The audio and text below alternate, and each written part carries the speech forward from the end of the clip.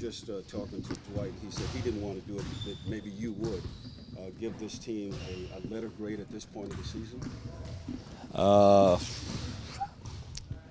Good question. I'd say probably a B plus. Off the top of my head, I think we've done a good job of taking care of business, and we've won at a high rate, but we still have a long way to go in terms of our execution pieces and growing in the second half of the season. How did Rajon look in practice today? You said Allie said that he did the whole thing. Yeah, he looked good.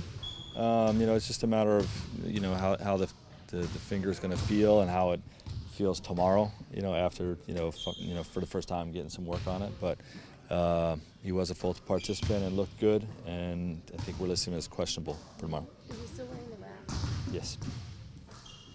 What has been your impression of having Danny Green in the locker room and on the court, and what sort of struck you the most about having him on your team this season? He's a true pro, and he's been invaluable to our chemistry building this year. When we had a lot of new faces coming together for the first time, you don't know how that chemistry is going to come together and how quickly it's going to come together. But his personality and resume and experience and body of work, all have contributed to the belief that we have in this team. And like I said, his personality is just he's a fun guy to be around. And everybody respects him, everybody likes him, and I think he's really contributed from a chemistry standpoint as well as contributing on the floor. Frank, when LeBron spoke after China, he received a lot of criticism for his perspective on what Daryl had said. But how did you feel like those comments were received in the locker room? Whose comments? LeBron's comments. Received which comments specifically are you talking about? He said that he thought Daryl was misinformed on what the impact of those comments would be, and specifically with teams playing over there, kind of in the middle. Yeah, I mean, you have to ask our other players how his comments were received in the locker room. To me, that's a long time ago, and we're just concentrating on game 42. How did you there was so much noise around your team at that point? How did you keep the team focused and, I guess, insulated from kind of all that was happening around it? We really just had a mindset, like we have all year, to keep our focus on the task at hand and to stay in the moment, and to whatever our environment is, whether we're winning a bunch, losing a bunch, traveling home. When we come together, we gotta focus on getting better and focus on the task at hand. And that's been a mindset from day one for me since I took this job that I wanted to set for our guys, and it was no different during that time. There was, you have talked about how it kind of the inability to have normal practices and all that travel and just all of the distraction was something that you guys had to overcome early in the season. But obviously the start of the season went great for you guys. I'm just wondering, what did you learn about sort of the mental toughness of your players getting through that and still having the start that you guys had? Well, I learned that to me it was an early good sign that we were going to have great chemistry this year. When you deal with adversity before you really even hit the ground, and you're able to kind of like grow and be together in an environment like that. It was just an early sign that our chemistry was going to be strong. Obviously it has to stay strong in the second half of the season, but that to me was the first sign that it was going to be good. Coach, what's your level of anxiousness to get AD back into the flow of things? On a 1 to 10, Yeah. 20, 30, 40, 100, 200.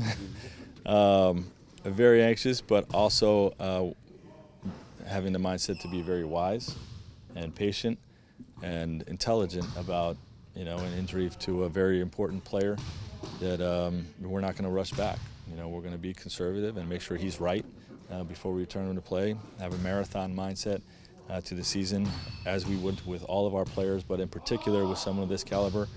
And I'm excited to get him back. But look, you always look at the bright side of things, and it's it's fun to see other guys get opportunities. You know, to see Kuz get the minutes he's been getting, to see Duds get in there and some of the wings, and you know, so I tend to or choose to focus on, you know, the positives of this, and you know, helping those guys grow. There's benefits when one guy's out. There's always benefits for other guys. Part of the reason you guys have been able to win those 9 games in a row before last game was picking up the pace. And Houston, I don't know what their pace ranking is, but traditionally since Antonio's been there, that they've played with a lot of pace. Can you play that game against them? Of course, you know, and the pace stats are always, to me, you know, there's two sides of it. You know, you don't want pace against your defense. You want to get your defense back and get set. But whatever the other team's style of play is, you know, we want to get out and run. You know, and makes, misses, turnovers, whatever. We want to have the mindset to get as many possessions throughout the game where we can attack before the defense is set. And you know, that won't be any different for this game. LeBron has made a ton of really long passes this year to kind of help with that. Is that something that you, obviously he's always done that, but is that something that you as a coaching staff like encouraged him to do more of this year? We did, but it's a little bit of the chicken or the egg thing. You know, I mean, we saw him doing it some last year on tape, and we came in with the mindset that, I mean, this is something that I call it the no dribble advance pass.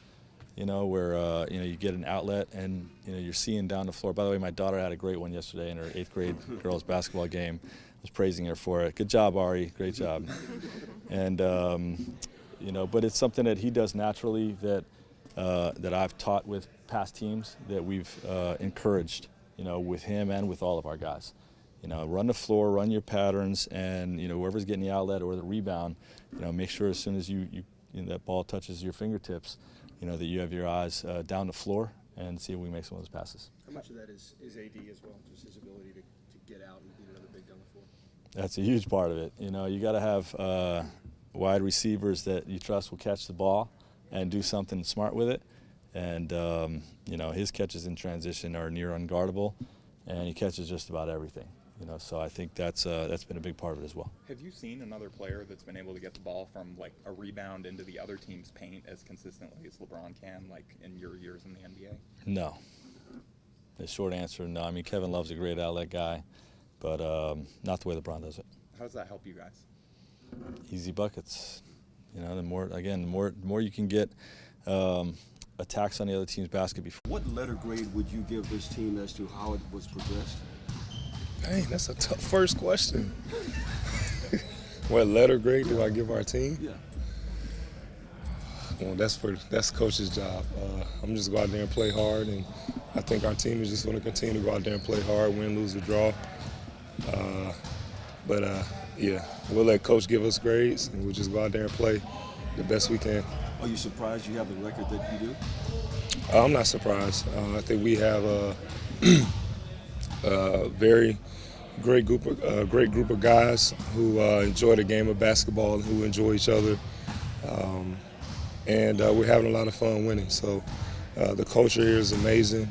Our fans have been great, you know, and we just want to keep doing what we're doing. What were some of your favorite moments from the first half of the season? My favorite moments, every game, every moment has been great. I've enjoyed my time back here in LA. What has it been like to share a locker room with Danny? What's been your Share a locker room with Danny? and play alongside him? It's been great. You know, Danny's a great guy. He's always dancing, always having a good time. He works extremely hard. You know, it's just fun. He's a great guy to be around. Dwight, with your situation, do you feel like you've gotten more comfortable in this role as the year's gone on and sort of being the energy guy at the bench?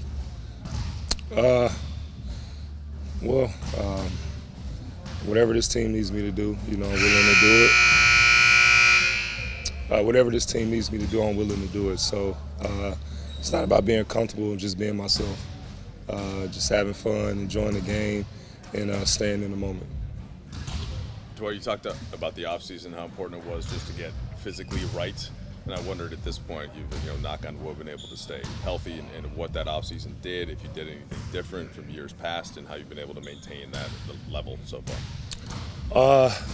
Well, the off season, the main thing was just making sure I got my strength back in my legs and just strengthen my core. And once that was there, I knew that it was going to be a pretty good year for me. You know, just making sure that my legs and my core are strong. Usually when you have a back injury, it takes a lot of time to get back healthy, and I had a whole year really to recover. So I'm just glad this season that, you know, I've been able to play injury-free, and I'm very thankful for that. Is there any sort of thoughts you guys take into this road trip as a whole and what you want to accomplish in these 5 games? We just want to go out and stay in the moment, concentrate on one game at a time, just lock in. You know, this is a great road trip for us, good opportunity for us to get better, continue to grow as a team, continue to grow off the court, and you know, we should be fine. I think this will be a great trip for us. It's one of the few teams that you haven't seen yet. It's been a few years since you've been there. Just wondered, the way that they play now with James is so unique and different. What's the defensive key that you see could have some effect against that? Man. You know, obviously James is a guy who can get you 40, 50 points, you know, pretty easy. Then you have Westbrook, who's dynamic, going to the basket and finishing around the paint, getting rebounds and getting assists. So, you know, those two guys are, you know, very tough to stop. And then they have a lot of shooters, and then they got bigs who rebound and run the floor well. So they got a really good team. I just think if we come out and play our brand of basketball, dominate the paint, we should win. Dwight, as somebody who's known Daryl, were you surprised when all that stuff happened with China and the tweet and all that stuff? It has nothing to do with me or the Lakers. I'm going to stay away from that. I'm going to stay away from that one. Yeah. It has a lot to do with the Lakers, though. I'm going to stay away from it. I'm not Daryl. I mean, are you still experiencing any fallout from that in terms of your business dealings or? Nah. I'm going to stay away from China. Chinese questions. Focus on Houston. This is a long. No offense. This is a long road trip for you to be on, isn't it? No, this is a great road trip. We've been home. We get a chance to go on the road, and I think when we're on the road, we get a real good chance of building together as a team, you know, because it's just us on the road. So we get a chance to build and grow and learn from each other. I think Rondo talked about us being together one night before the game in OKC and how that really helped us the next day. So, you know, opportunities like this is great for our team to really just grow, learn from each other, build with each other, and of course it's just going to really help our chemistry on the floor. Dwight, you obviously understood the power of the relationship between Houston and China when you were there, and I understand you're trying to say, but I'm just curious, like, when for that no longer to be part of Houston not being